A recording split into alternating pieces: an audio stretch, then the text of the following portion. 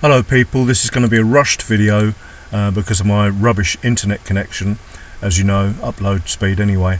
But I feel there's a lot of important stuff that I've thought about, and I wanted to make this video about it.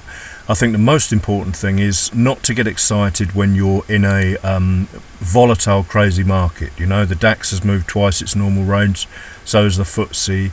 Its 20-day range I'm talking about. Gold, as you can see, is well over its 20-day range, and it's all madness out there because of this coronavirus thing. So important to mention patience and discipline. Make a plan, trade the plan, never get overexcited. Although my plan today, I had to leave the screen early this morning, was to grab some more pips out of this volatility, knowing that the price would move. That was my plan. I did a double-sized trade and a bit more with this morning, that cable short, and this gold has yielded more than 4 times my normal, so we're nearly up to seven days worth of trades in on Monday. But I do never ever just take trades for the sake of it. I think it's going to go up more, so I take it, or I think it's going to go down more.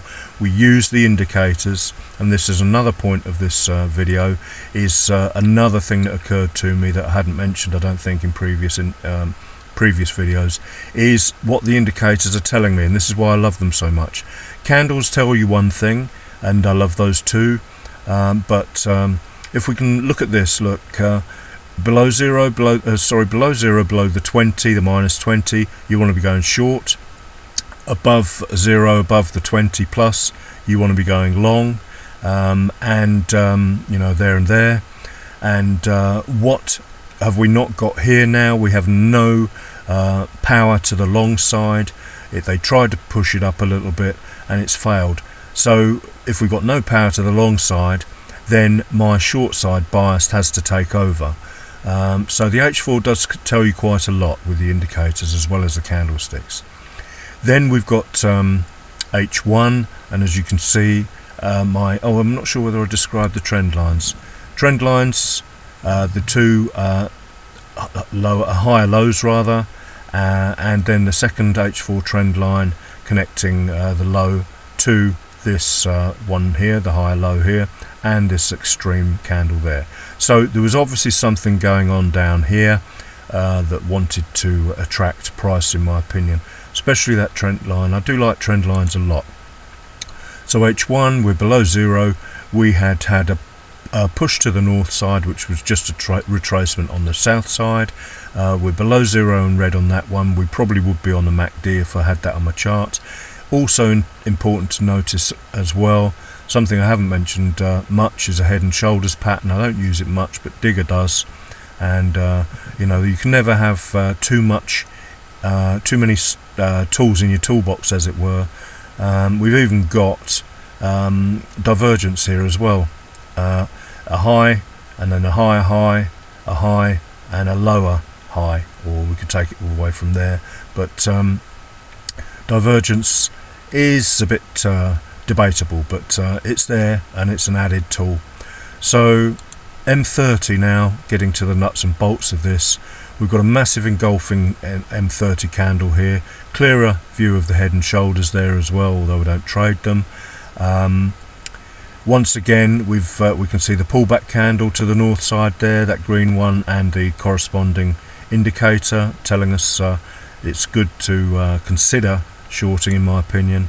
M15 now, again, we're getting even more into the nuts and bolts of it. The red candle there that you can just see it behind there, which was the indicator closing negative, which is a sell sign. In fact, as you know, we've pulled back with no power, and then mine wasn't corresponding, sadly, but probably the MACD was. And then on the M5, now this is the important bit, I've got the two lows on the M5 candles here. We've got the M5 candlestick trend in place, high, low, lower, high, lower, low. Importantly, we have to close below support, so at that stage we hadn't closed below this support, but both of these support levels drawn on the M5, you can see their M5 support levels here, here if you can see it there. M5 low, candlestick low, M5 low, which they both closed with the one candle, so I couldn't consider going short until this one had closed, in my opinion, which is what I did. I waited for that to happen, that big red candle there, then hit the trade. We can look at M1. Oh, and the other important thing I forgot to mention, forget this yellow box, it's just me testing the time frames and boxes, breakouts and stuff like that. Bit confusing, I know, but this is massively important. I've mentioned before, like you need to be trading off that to M5 96 EMA, which is the H18 EMA, which Digger loves so much, and he's made me a convert. I love it, and you know, so every box was ticked for this trade, and I waited and waited and waited for that, and it paid off. There was another trade here as well, but I'd started making the video now, and that's just pure greedy. But there is no power to the upside on this, so as you can see, it made a lower high, failed to make a higher high. The trend is in place to the downside.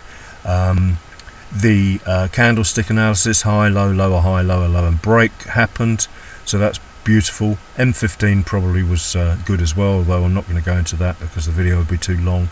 And just lastly, targets. Why did I target 22 pips or thereabouts? It's this PPZ, price pivot zone, and notice you've got a long wick there, and quite a long wick there. What I try and do is draw a support line on most recent PPZ, price pivot zone, because then that gives me a little bit of breathing space, not getting greedy. 22 pips was greedy enough for me when I used to go for 5, as you know, but that's how it happens, guys, or that's my thought processes. So hopefully this has had some useful information for you. Sorry it's been so rushed, and thank you for watching.